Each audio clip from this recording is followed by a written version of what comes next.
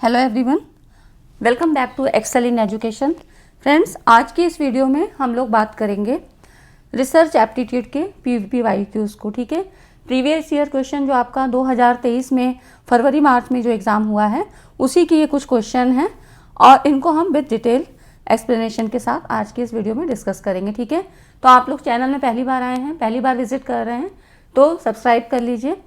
मैंने देखा है कि लोग सब्सक्राइब नहीं करते हैं, वीडियोस देखते हैं। वीडियो देखिए, अच्छी बात है, लेकिन सब्सक्राइब भी कर लीजिए ताकि मेरा भी मोटिवेशन बढ़ता है। मुझे भी लगता है कि जो मैं मेहनत कर रही हूँ आपके लिए वो सार्थक है। तो मुझे कैसे पता लगेगा अगर आप लोग लाइक नहीं करते हैं, चैनल को सब्सक्राइब नहीं करते हैं, व्यूज़ तो आ रहे हैं लेकिन सब्सक्राइब नहीं करते हैं, है ना। तो सब्सक्राइब कर लेंगे तो कोई बुराई नहीं है, आने वाले वीडियो के नोटिफिकेशन आप तक पहुँच जाएंगे। और टेलीग्राम चैनल को भी ज्वाइन कर लीजिए। ठीक है फ्रेंड्स, स्टार्ट करते हैं। और आज की इस वीडियो में मैं आपको बताती हूँ कि जो अब पैटर्न चल रहा है एनटीए के द्वारा वो किस किस टॉपिक से ज़्यादा क्वेश्चन पूछे जा रहे हैं, और मैं पूरी कोशिश करूँगी कि पूरा एक वीडियो आपका उन्हीं टॉपिक से संबंधित हो जो अब तक के क्वेश्चन आए हैं, सारी वीडियोज़ में आपको दे सकूँ। ठीक है, तो आज हम देखते हैं। ये देखिए, पहला क्वेश्चन है, ये सब मार्च में जो अभी एग्ज़ाम हुआ था उसके ही पेपर हैं। ठीक है, उसी के क्वेश्चन है। तो यहाँ पे देखिए कह रहा है व्याख्या विरोधाभास पद सामान्यतः निम्न में से किसमें प्रयोग की जाती है। तो इंटरप्रिटेशन की बात कह रहा है, इंटरप्रिटेशन पैराडॉक्स। तो ये आपका यूज़ होता है क्रॉस कल्चरल रिसर्च में। ठीक है, ये पर सांस्कृतिक शोध यहाँ पर इसमें यूज़ होता है। ये यहाँ पर क्या होता है, क्रॉस कल्चरल में कई संस्कृति में मानव मनोवैज्ञानिक प्रवृत्तियों, प्रक्रियाओं और व्यवहार का व्यवस्थित अध्ययन है। मतलब क्रॉस कल्चरल में हम क्या करते हैं कि विभिन्न जो है प्रक्रियाओं और व्यवहार का यहाँ पे अध्ययन किया जाता है, जिसमें विभिन्न समाज के बीच जो भी उनके मूल्य हैं, प्रथाएं हैं, रीति रिवाज है, संस्कृति है, उनमें समानता और अंतर का अवलोकन यहाँ पर शामिल होता है। ठीक है, तो यही होता है विरोधाभास। तो ये आपका क्रॉस कल्चरल रिसर्च में होगा। ठीक है, एथिकल रिसर्च तो बिल्कुल भी नहीं है। आप देखिए फाइंड आउट भी कैसे करना चाहिए आपको, जैसे कि इसका कोई भी मतलब हिस्टोरिकल रिसर्च से नहीं है। ठीक है, और एथिकल रिसर्च इससे भी मतलब नहीं है। अब आप इनमें दोनों में कंफ्यूज हो सकते हैं। ठीक है, तो कंटेंट एनालिसिस एकदम ही अलग चीज़ है। यहाँ आपका राइट ऑप्शन क्या होगा, क्रॉस कल्चरल। थोड़ा सा आपको चीज़ों पर भी ध्यान देना पड़ेगा। ठीक है, अब देखिए यहाँ पर है which of the following are advantage the web based research. Web आधारित शोध के कौन कौन से लाभ हैं। तो ये तो आपका कहीं ऐसा नहीं दिया हुआ है ना, सिलेबस में तो कहीं मेंशन नहीं है, लेकिन आपके क्वेश्चन अब इसी तरह से बन रहे हैं। ठीक है, तो अब इसमें देखिए ये शोधकर्ता के लिए समय की बचत करता है। ये तो बिल्कुल राइट ऑप्शन है, ए ऑप्शन आपका सही है। It says time for the researcher. ठीक है, उसके बाद प्रतिभागियों के लिए पूरे दिन खुला रहता है, ये भी बात बिल्कुल सही है। ठीक है, आंकड़ा संग्रहण सटीक और स्वचालित होता है, सही है। उसके बाद यहाँ पर देखिए remote participant provide rich data, ये तो गलत है। डिजिटल असमानता के आंकड़े प्रदान करते हैं, तो ये नीचे वाले तो बिल्कुल भी नहीं है। उसके बाद ये ए बी सी और आपकी ये सही ऑप्शन होंगे। ठीक है, यहाँ पर ये सी होना चाहिए। ठीक है, ये सी ऑप्शन है। तो इस तरह से ये हो गया आपका ए बी सी, ये ऑप्शन आपका ठीक होगा। ये आपको अपने जो आपका नॉलेज है ना उसी आधार पर ये क्वेश्चन सॉल्व होंगे। यहाँ पर देखिए सैद्धांतिक परिकल्पनाओं को सम्मिलित करने वाले संबंधों के एक प्रिडिक्शन मतलब अनुमान को किस रूप में जाना जाता है। अब इसके देखिए आपके कई ऑप्शन दिए हुए हैं, इनमें से इसका जो है राइट ऑप्शन होगा आपका conceptual hypothesis. Conceptual hypothesis links at least two conceptual variables. ठीक है, आपको पता है ना कि हम यहाँ पर क्या दो जो है ऐसे कॉन्सेप्चुअल वेरिएबल उनके बीच में जो है यहाँ पर संबंध स्थापित करते हैं। ठीक है, तो मतलब यहाँ पर क्या होता है, टिपिकली इसको अगर हम कहें तो यहाँ पे कॉज एंड इफेक्ट मैनर का यहाँ पर यूज़ होता है। तो कॉज एंड इफेक्ट मतलब कॉजल हाइपोथेसिस या कंसेप्चुअल हाइपोथेसिस। तो इसमें क्या होता है, जो कॉजल हाइपोथेसिस है एक ऐसी परिकल्पना होती है जिसके माध्यम से व्यवहार का विशिष्ट कारण या व्यवहार पर पड़ने वाले विशिष्ट प्रभाव की व्याख्या होती है। ठीक है, तो ये आपका किसमें कह रहा है, क्योंकि प्रेडिक्शन की बात कर रहा है तो यहाँ पे कॉन्सेप्चुअल हुआ। लेकिन हाइपोथेसिस के भी अलग अलग टाइप्स होते हैं। जैसे जब यहाँ पर मैं बात करूँ अगर कॉज हाइपोथेसिस की, तो कॉजल जो हाइपोथेसिस होती है उसमें क्या होता है कि कॉज एंड इफेक्ट की बात होती है। जैसे कि एक एग्जाम्पल में अगर बात करें कि शोधकर्ता, मतलब मैं आपको और भी बता रही हूँ कि अगर और कुछ आ जाए तो वो किस तरह से होंगी। तो यहाँ पर देखिए, अगर ये बात करें कि थकान से अधिगम में लॉस होता है, तो ये कॉज इफेक्ट का उदाहरण होगा, क्योंकि यहाँ पर क्या होगा, आपके लर्निंग में रिड्यूस क्यों हो रहा है, क्योंकि आपको फैटिग है, मतलब थकान की वजह से हो रहा है। ठीक है, तो कॉज मतलब कारण भी बता रहा है, उसके प्रभाव भी बता रहा है। ठीक है, तो ये ऐसी चीज़ें होती हैं। अब देखिए कुछ और हम जानते हैं, सिंपल हाइपोथेसिस। सिंपल हाइपोथेसिस वैसी परिकल्पना होती है जहाँ जो है वेरिएबल्स दो होते हैं, है ना, और इन्हीं दो चरों के बीच संबंध क्या होता है, रिसर्च प्रॉब्लम का एक प्रस्तावित उत्तर दिया जाता है। ठीक है, मतलब जो दो वेरिएबल्स होंगे, इन्हीं के आधार पर जो रिसर्च प्रॉब्लम है उसका एक आप क्या है, एक टेंटेटिव सॉल्यूशन निकालते हैं। तो ये हो जाती है सिंपल हाइपोथेसिस। ठीक है ना, जैसे आपकी दे रखा है ना जनरल हाइपोथेसिस, जो वही है सिंपल हाइपोथेसिस। अब मैं बताती हूँ आपको कि नॉन डायरेक्शनल डायरेक्शनल का क्या मतलब है। तो देखिए, रिसर्च हाइपोथेसिस और या इसी को वर्किंग हाइपोथेसिस कहते हैं, जो हम लोग टेस्ट करते हैं, मतलब रिसर्च हाइपोथेसिस जो होती है वही वर्किंग हाइपोथेसिस होती है। अब इसी में आपको और चीज़ें बताते हैं, जैसे कि जो रिसर्च हाइपोथेसिस से मतलब है ऐसी परिकल्पना जो घटना या तथ्य के लिए कुछ बनाए गए थ्योरीज, इन्हीं थ्योरीज से क्या होता है, कुछ डिडक्शंस निकाले होते हैं और इन पे आधारित होती है। मतलब ये परिकल्पना ऐसी होगी कि इस थ्योरी से ही कुछ चीज़ें निकाली जाती हैं, कुछ डिडक्शंस होते हैं और इन पे आधारित होती है। और जो रिसर्चर है इस विश्वास के साथ इस तरह की परिकल्पना का प्रतिपादन करता है कि ये एक्यूरेट है। ठीक है, तो यहाँ पर ये हो जाती है। अब अगर हम बात करें तो शोध जो परिकल्पना होती है रिसर्च हाइपोथेसिस, इसकी एक्सप्रेशन दो ढंग से की जा सकती है, जैसे कि डायरेक्शनल एक्सप्रेशन और नॉन डायरेक्शनल एक्सप्रेशन। देख रहे हैं ना, आपके इसमें ऑप्शन में दिया हुआ है। तो यहाँ पर देखिए, नॉन डायरेक्शनल इसमें क्या होता है, एक्सप्रेशन या हाइपोथेसिस एक ही बात है। इसको उदाहरण से समझते हैं, जैसे कि मान लीजिए कोई जो रिसर्चर है, अब वो उसके पास व्यक्तियों के दो समूह हैं और इनमें वो बुद्धि के अंतर का अध्ययन जो है करना चाहता है, इसमें स्टडी करना चाहता है। ठीक है, इस तरह से एक ए ग्रुप हुआ, एक बी हुआ। अब समूह आ समूह बी से जो है बुद्धि में मान लो सुपीरियर है, तो इसके लिए वो क्या अल्टरनेटिव हाइपोथेसिस दो तरह से तैयार करेगा। मतलब समूह आ तथा समूह की बा की बुद्धि एक समान है, मतलब ए और बी जो ग्रुप है उनकी बुद्धि इक्वल है, या समूह जो बी है, जो ग्रुप बी है, उसकी बुद्धि समूह ए से श्रेष्ठ है, मतलब बी जो है इज ग्रेटर देन ए। ठीक है, तो या समूह आ बुद्धि में समूह बा से श्रेष्ठ है।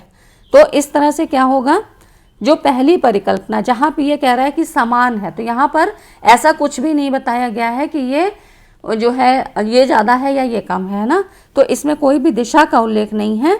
लेकिन जो दूसरी वाली है जिसमें ये कहा गया है कि बी ए से श्रेष्ठ है, या दूसरी तरह से कि ए बी से श्रेष्ठ है, तो यहाँ पर दिशात्मक ढंग से इनको व्यक्त किया गया है। ठीक है, तो इस तरह से समूह आ तथा बा के बीच में अंतर में एक दिशा पर बल डाला गया है। और अगर हम इसी की बात करें तो नॉन डायरेक्शनल को ही हम टू टेल्ड हाइपोथेसिस कहते हैं।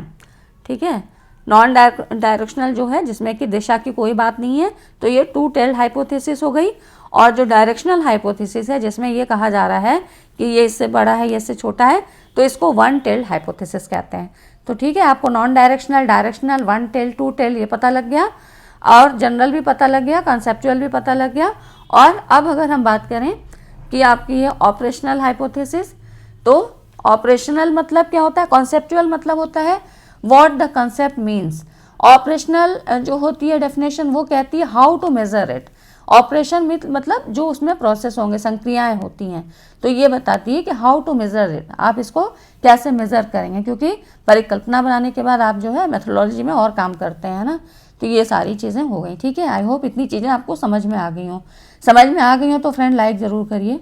आगे देखिए, which of the following are the ethical in research. Research ethics से भी बहुत सवाल आते हैं आपके, और सैम्पलिंग का मैं आपको ज़रूर दूंगी, क्योंकि अभी इधर जो है ना सैम्पलिंग के सवाल वैसे तो हर बार पूछे जाते थे, अभी कुछ नई सैम्पलिंग के बारे में भी पूछा जा रहा है। ठीक है, तो आगे मैं आपको बताती हूँ कि किस तरह से सवाल बनते हैं।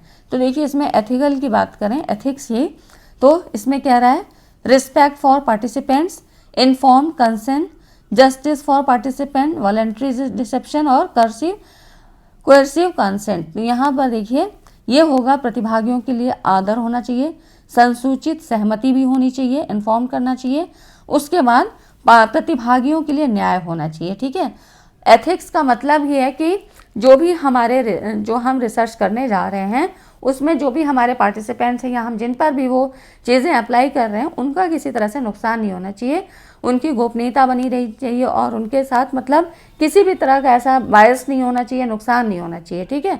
यही सारी चीज़ें एथिक्स में होती हैं।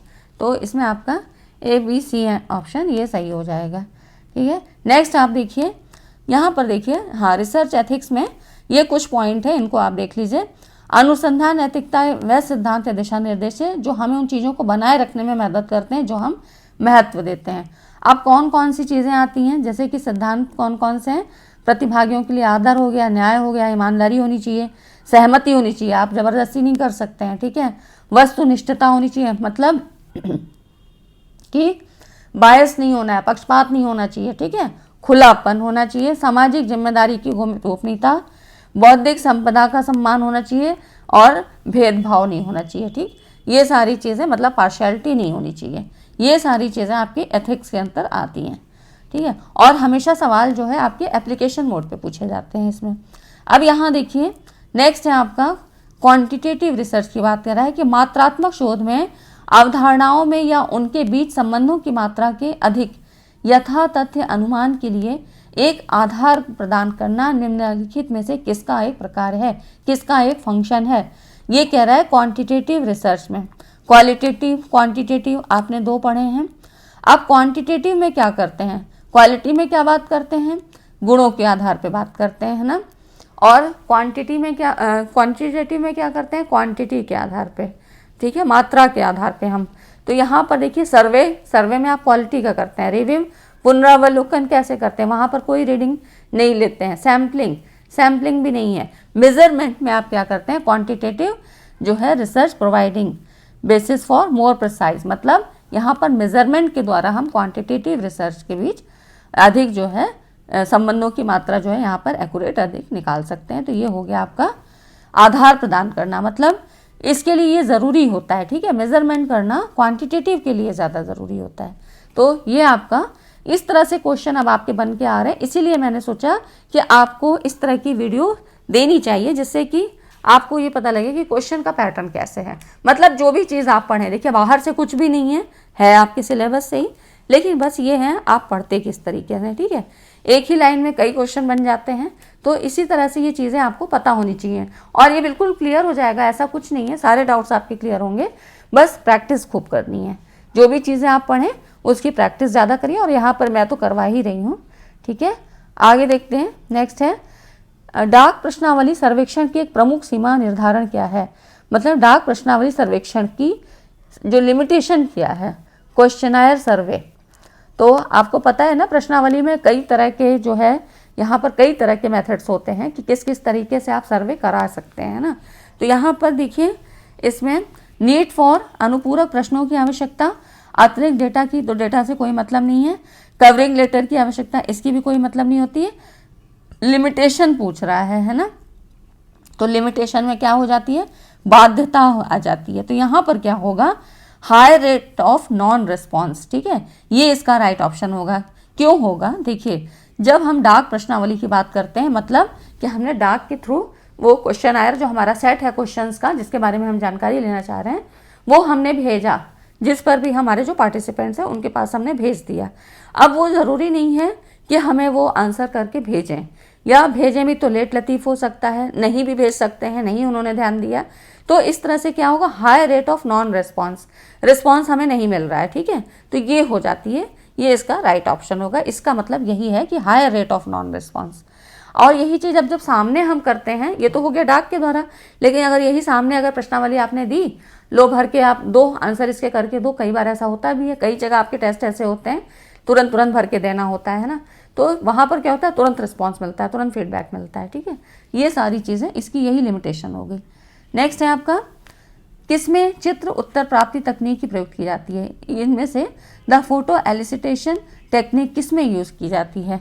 एक्सपेरिमेंटल में होती है, visual ethnography, applied research, content analysis, तो ये आपकी होती है विजुअल एथनोग्राफी में, ठीक है। यहाँ पर क्या होता है, विजुअल एथनोग्राफी एक समाधान पर पहुँचने के बजाय अपने सांस्कृतिक संदर्भ, जो भी उसका कल्चर, सोशो कल्चरल एनवायरनमेंट है, उसमें लोगों और गतिविधियों को समझने से संबंधित होता है।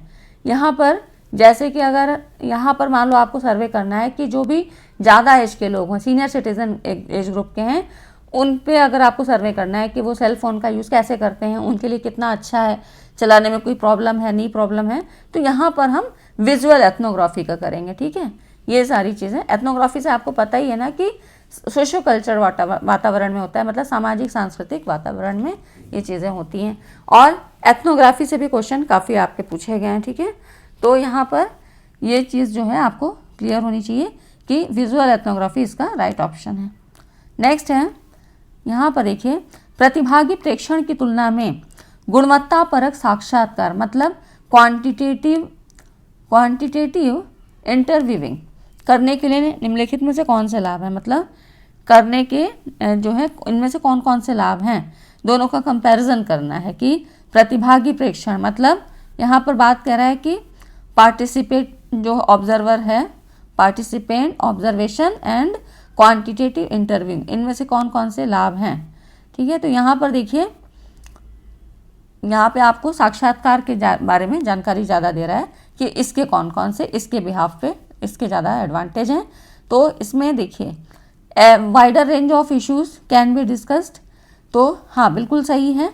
जब हम इंटरव्यू करेंगे तो आमने सामने जैसा भी सिचुएशन होगी, जैसी भी टॉपिक होगी, उस समय हम डिस्कस कर सकते हैं, तो मतलब ज़्यादा रेंज हो गया है ना। और यहाँ पर प्रतिभागी में क्या होता है, पार्टिसिपेंट्स मतलब ऑब्जर्वेशन, जहाँ पर कि रिसर्चर को उस ग्रुप के साथ जिसका भी उसको ऑब्जर्वेशन करना है वहाँ पर रहना पड़ता है, तो वो एक कोई स्थिति हो सकती है ना, कोई वाइड रेंज तो नहीं होगा। तो इस तरह से यहाँ पर मुद्दों के व्यापक परास की चर्चा की जा सकती है।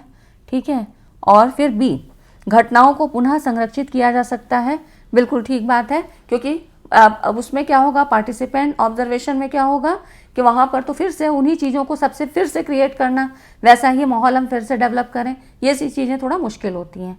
ठीक है, उसके बाद देखिए, शोध के नीतिपरक पक्षों का अनुपालन किया जा सकता है, हाँ बिल्कुल ठीक बात है। ठीक है, अब बाकी चीज़ें ये नहीं है इसमें। ठीक है, तो यहाँ पर नीतिपरक पक्षों का मतलब यहाँ पर क्या है, अनुशासन बनाए रखा जा सकता है, लेकिन वहाँ पर कई बार भंग हो सकता है ना। तो ये सारी चीज़ें आपकी हो गई, किसमें, क्वांटिटेटिव इंटरव्यू की बात हो गई। ठीक है, तो ये आपका ABC ऑप्शन ये सही होगा। नेक्स्ट है आपका, फ्रेंड्स वीडियो अभी तक लाइक ना किया हो तो लाइक ज़रूर कर दीजिए आप लोग। अब देखिए यहाँ पर कह रहा है, यदि शोध का फोकस एक उस विद्यालय में सुधार लाना है।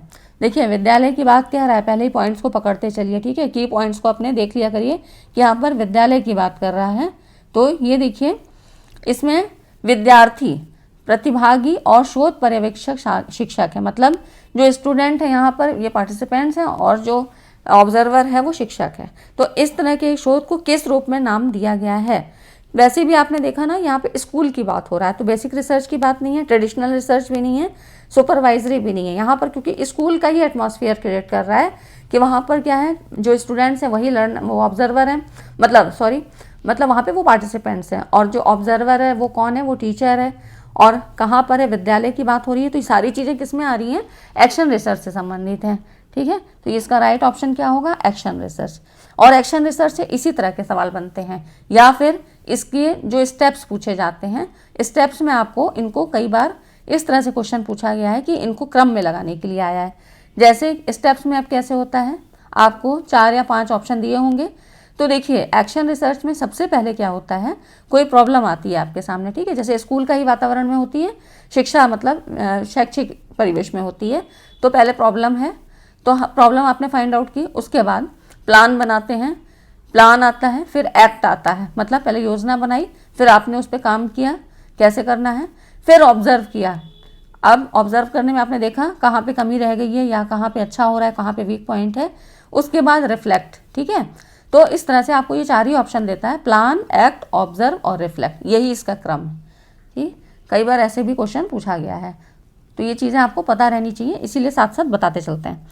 यहाँ पर देखिए, एक है कि प्रतिचयन के लिए एक समूह या कुछ अन्य पहचान किए गए चर पर आधारित की सदस्यता अवस्थिति व्यक्तिगत उत्तरदाताओं के बजाय लोगों के समूह के चयन या नियत कार्य को किस रूप में लेबल किया जाता है। अब देखिए ये क्वेश्चन थोड़ा सा, इसमें कह रहा है कि सिलेक्शन और assignment of group of people instead of individual respond, मतलब बजाय इसके कि अकेले किया जाए, यहाँ पर असाइनमेंट ग्रुप ऑफ पीपल पे हो रहा है। Based on the membership of a group, location और some other identified variable for sampling is labelled as. अब इसमें कह रहा है कि यहाँ पर ग्रुप है, लोकेशन और some other identified variable sampling is labelled as, मतलब इंडिविजुअल कोई बात नहीं हो रही है, यहाँ पर ग्रुप की बात हो रही है। तो ये आपका किससे संबंधित है? तो ये आपका हो जाता है, ये क्लस्टर सैम्पलिंग से है। ठीक है, देखिए यहाँ पे अलग अलग सैम्पलिंग दी हैं, तो यहाँ पे इस तरह की बात भी नहीं कर रहा है कि कई एक वर्ग हैं उनको अलग अलग वर्गों में विभाजित किया है। कलेक्शन की भी बात नहीं कर रहा है, यहाँ पर बात कर रहा है कि आपको समूह या कुछ अन्य पहचान किए गए चर पर आधारित की संख्या, एक समूह या कुछ अन्य। ठीक है, तो इसमें क्या होगा, ये क्लस्टर सैम्पलिंग से आपका संबंधित है। अब क्लस्टर सैम्पलिंग में क्या होता है, यहाँ पर क्लस्टर सैम्पलिंग एक प्रोबेबल सैम्पलिंग टेक्निक है, जिसमें जो भी आपकी पॉपुलेशन है, मतलब आबादी के समूहों में इसको कई उसमें विभक्त करते हैं। जो भी आपकी पॉपुलेशन है इसको कई समूह में विभक्त करते हैं। जैसे कि अगर कोई जिला है या स्कूल है तो इसको अलग अलग ग्रुप में हम बांटेंगे और फिर रैंडमली इनमें से कुछ समूह को अपने नमूने के रूप में चुनते हैं।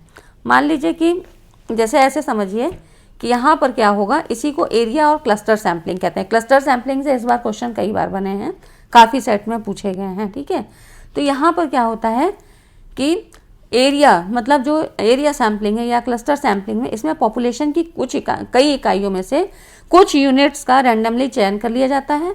फिर उन इकाइयों से, उन यूनिट से कुछ व्यक्तियों का रैंडमली चयन कर लिया जाता है। मतलब ग्रुप में ग्रुप अंदर, मतलब हम सब ग्रुप्स बनाते चलते हैं। ठीक है, इसकी पहचान मैं आपको बता रही हूँ कि जब इकाइयाँ काफ़ी बड़े होते हैं तो उन यूनिट से मतलब कुछ इकाई का, और यदि ज़रूरत महसूस की गई तो इन चुने गई इकाइयों से फिर कुछ उप इकाइयों का।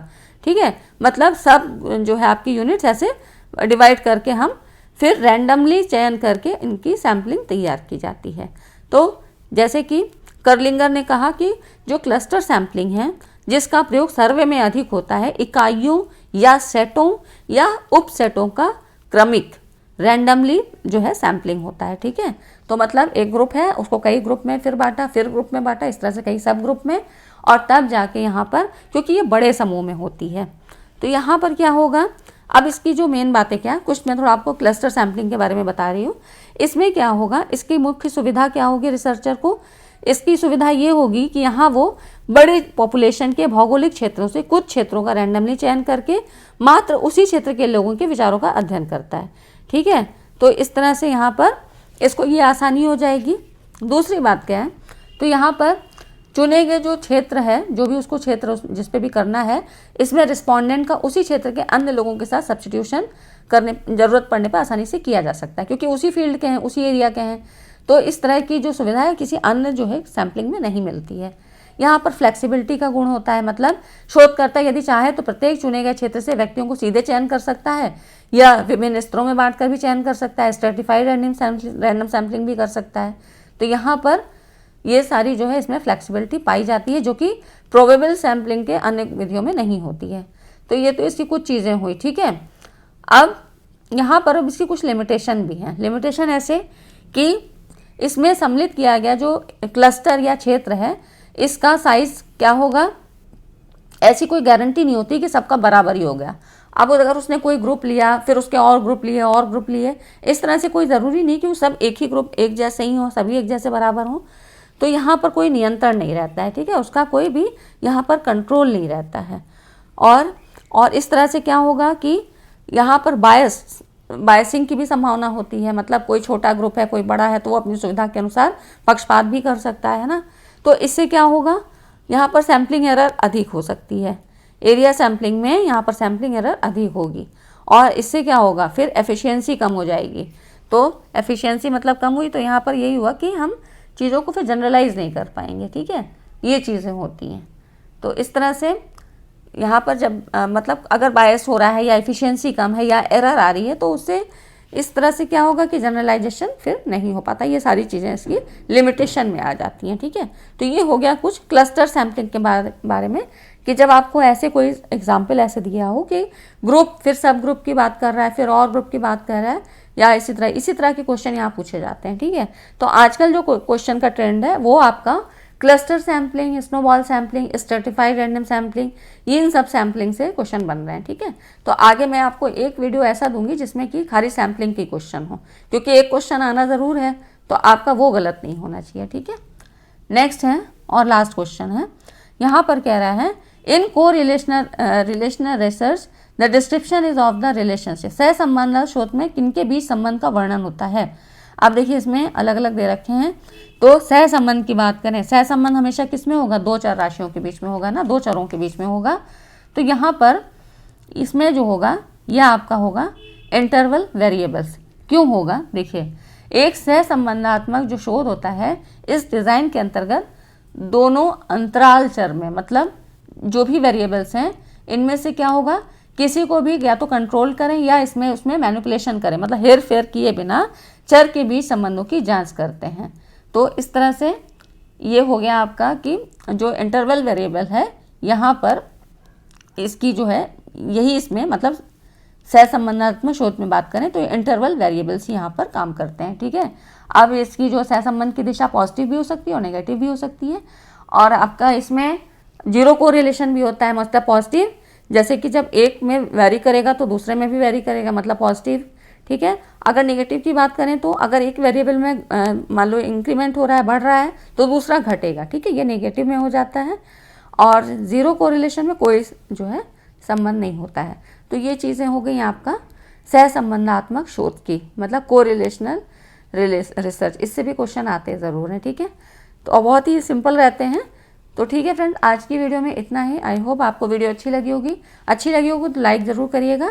आप थोड़े से क्वेश्चन और ज़्यादा लिया करेंगे, आज की स्लाइड में उतने नहीं है, लेकिन मेरा एम ये है कि जो भी पढ़िए आप, चाहे 10 पढ़िए 15 पढ़िए, लेकिन वो उनका जो है कॉन्सेप्ट एकदम क्लियर होना चाहिए, ठीक है फ्रेंड। तो मिलते हैं अगली वीडियो में और ऐसे ही इंपॉर्टेंट टॉपिक के साथ। चलिए, thanks for watching this video.